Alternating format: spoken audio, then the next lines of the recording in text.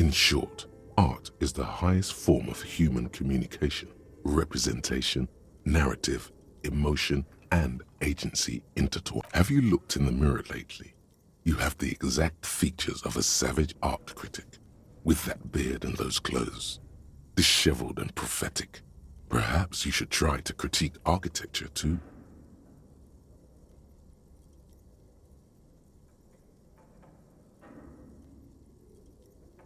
Yes, you seek substance. No vapid representations and reproductions of social mores as made manifest in stuffy biennials. We're talking real, living art here. Become the art cop. Half art critic, half cop.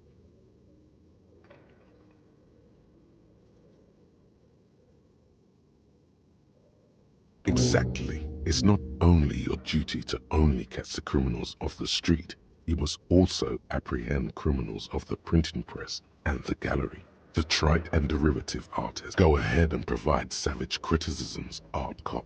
The world is yours to rip.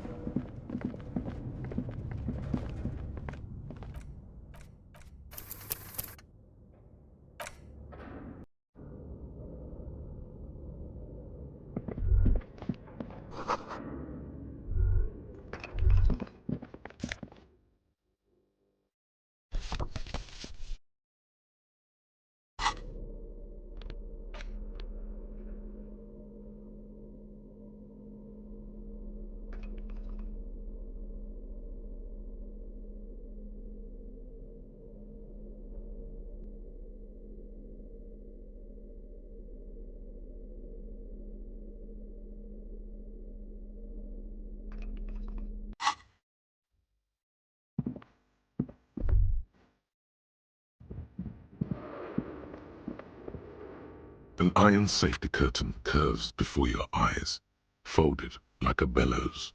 It covers half the room.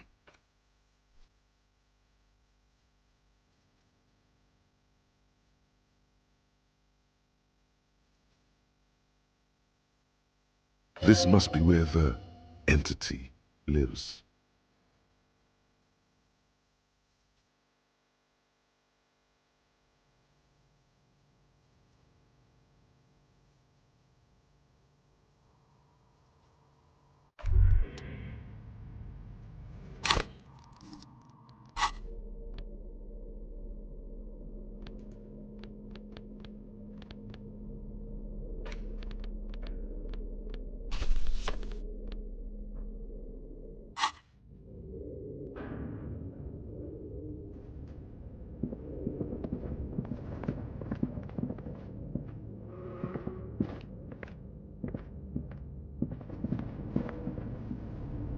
Your flashlight slaps. Some of the writing has faded. These lithe, pointy-eared creatures appear to be different types of welkins. You make out autumnal candle welkins casting wax-based magic.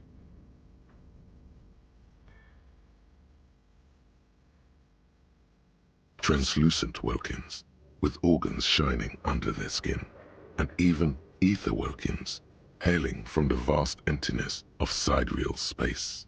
You should adopt one of those welkins as your persona. No longer a mere man, but a welkin. One of the welkins, towering among the rest, appears to be different, however. It's Vara Hanira, a high welkin, his face white and scarred like cracked marble. This is clearly a welkin supremacist. The note says, all non-welkin races will be purged.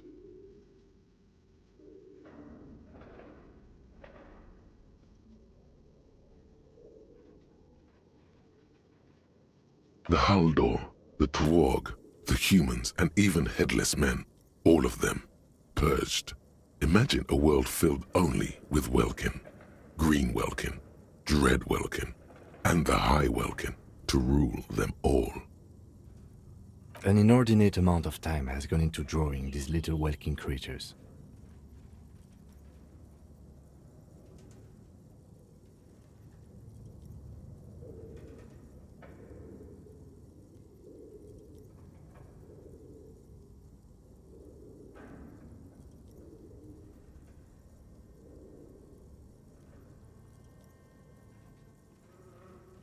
This looks like concept art for a project. It's not really real. Some people really like building a world, I think, even if it's just for game. Political commentary. That one has a great beard too. Just look at those details. So much effort.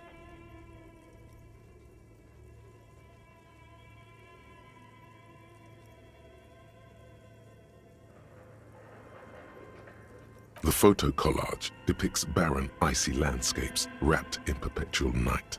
You see permafrost. Entire oceans have been frozen from shore to shore. There are pictures of settlements on dried-up riverbeds, abandoned. You see primitive oil rigs built into glaciers, boreal dvorg, yurts under the snow, great mammoth-like beasts of burden. Albeit dark and cold, this vision also feels cozy in its own way, like eggnog or morphine.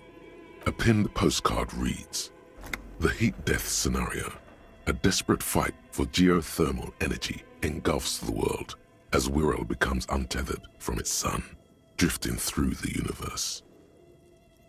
This is a monthly calendar from the year 50. Cryptic words like sprint, daily minimi, and GPI span the marker-drawn grid. It looks a bit like an academic calendar, only much more brutal. Minimi stands for a mini-meeting. It's part of a bigger framework for managing work called RUN. Station 41 tried to implement it a few years. As time goes on, the numbers in the boxes grow rarer and rarer. The board becomes an empty snowfield. It looks like they didn't make it. A note in the bottom left corner of the chalkboard says, See the prod schedule filament for details. The handwriting is only partly legible, but you can still make out 3 slogans. The full text reads, "Heat death of the universe is the new black." Another outside, a cold wind wraps the building in its bosom. Snowflakes in the wind. An old woman passes what the locals call the doomed commercial area.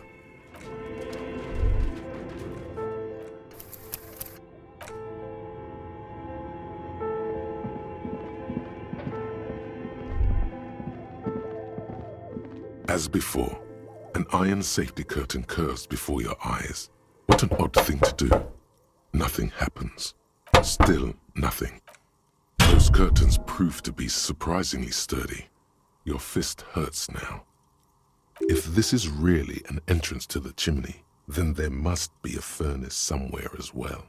Can you please try to refrain from attacking random things?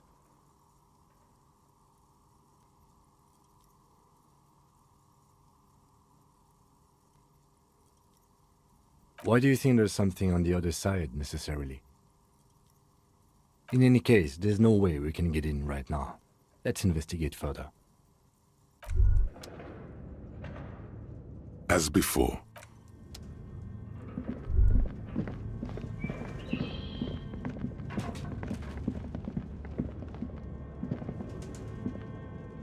The dusty radio computer sleeps on its wired frame, forgotten and unused. Its keyboard has erected. The machine lights up like some prehistoric animal stirring from its slumber, revealing fluorescent play and print keys on the keyboard. The hatch on the machine's central compartment is it's empty like a beehive without its brood. The filament you have would fit perfectly inside the compartment.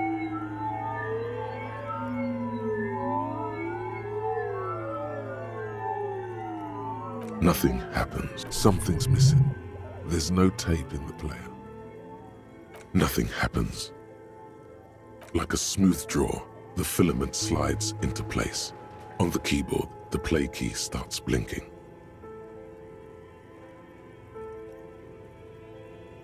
A bar of fabric right above the keyboard starts producing a soft hum. The static gets louder, slowly filling up the abandoned. Good evening, Fortress accident en rue de Saint-Ghislaine. This is East Insulindian Repeater Station 1. Please repeat. Is this the production schedule?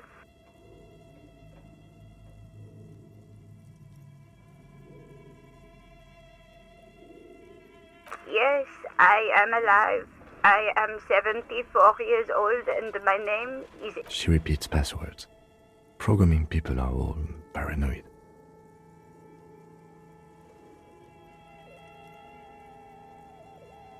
I work as a repeater at the East Insulindian Repeater Station. It's my job to know where you are, Fortress Accident. As for me, well, I am sitting in my cubicle, surrounded by a wall of radios. On an island on the river Esperance, a small woman, all skin and bones, sits in a room filled with audio equipment. Thousands of tiny lights are reflected back.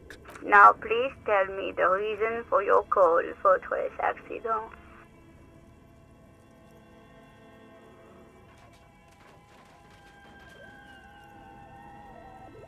Thank you, and goodbye.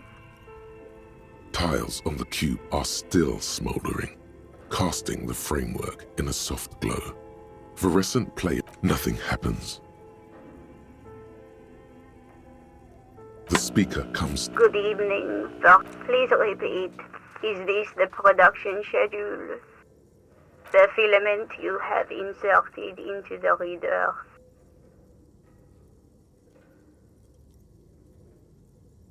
Yes. Is that the production schedule? Good. Please repeat. Password. Of course it would have a password. That's why there's a human administrator involved.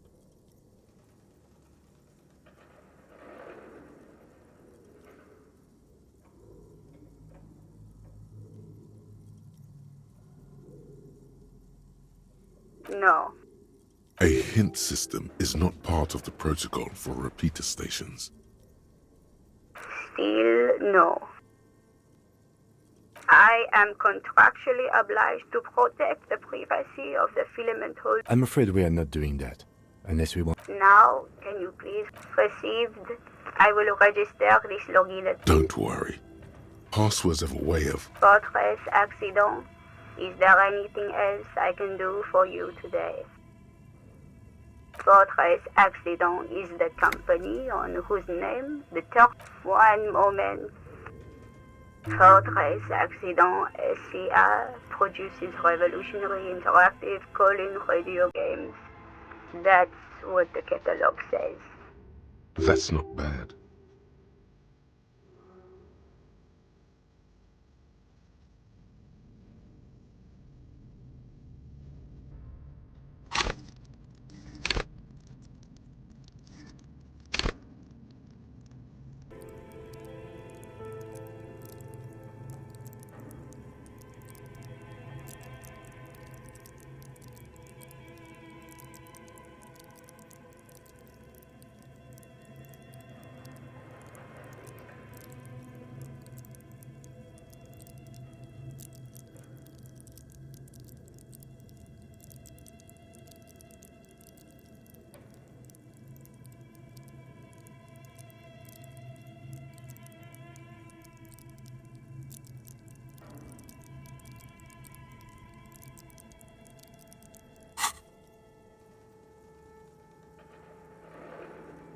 Any other questions?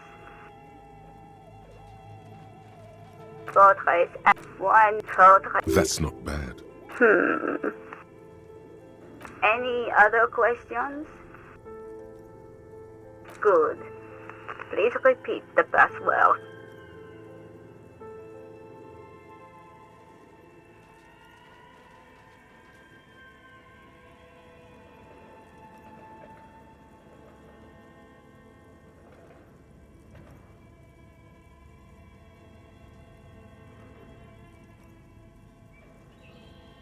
Received. Don't worry. Fortress accident. Is there anything else I can do for you today? Thank you. Tiles on the cube are still smoldering, casting the framework in a soft glow. Fluorescent play and print. The filament slides out of its glowing nest.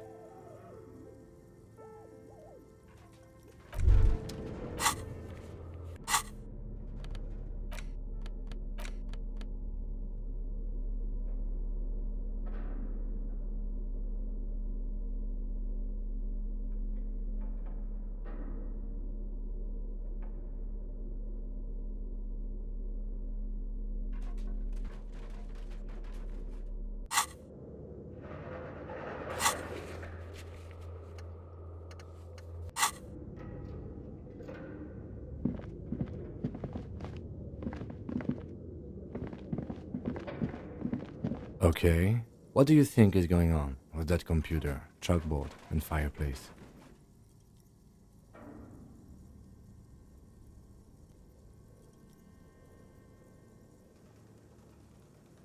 Yes, that is the question.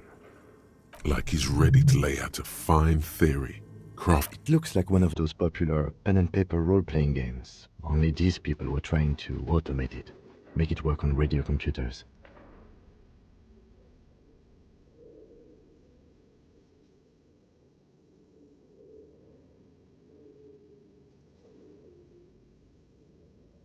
Through call-in stations, none of the players have to be physically present.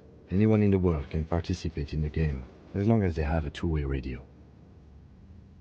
Then there's the game master frequency that listens in on the smaller call-in stations.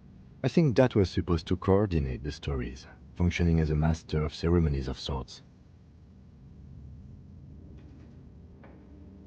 Coordinating so many games would take a whole switchboard of people, possibly divided into sub-frequencies. Not to my knowledge. They make automated games in Graz, Messina, Königstein. You know, places with industry. Not in Revachol West, among the ruins. But I don't think anyone has attempted to create an inter-isolary game before. We just don't have the technology. Indeed, those Welkins are a dead giveaway. Role-playing people love that stuff. The world looks like a modified version of the WiiWare board game. Super cool. Someone should give them millions of real immediately. This game is too good to be left unfinished.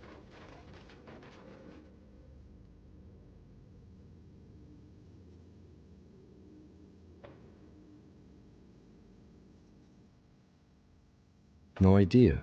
They stopped filling out the schedule on the chalkboard.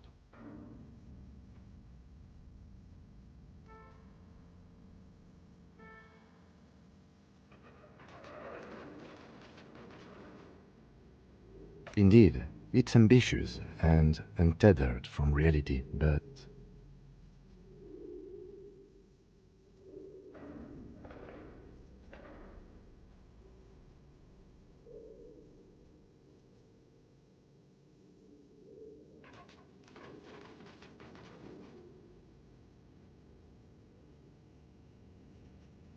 it's too late for that, I'm afraid.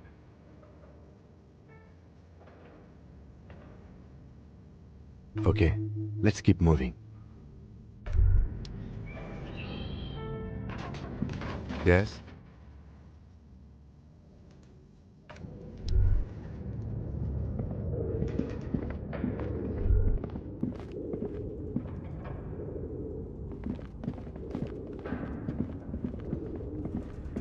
Looks like someone tried to reconceptualize their business here. Look, the skis and rotor blades both bear the same Slipstream logo. It seems likely that they started out making one, failed to turn a profit, and then pivoted to producing the other.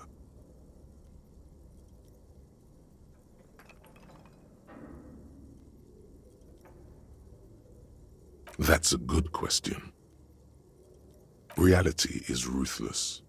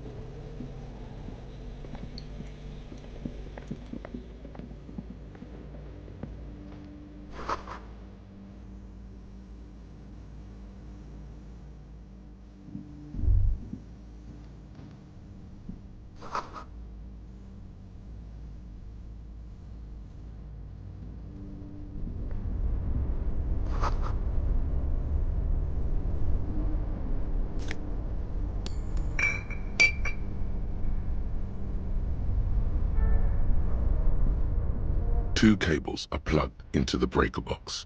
The red one leads off into the darkness, and the black one to the ice.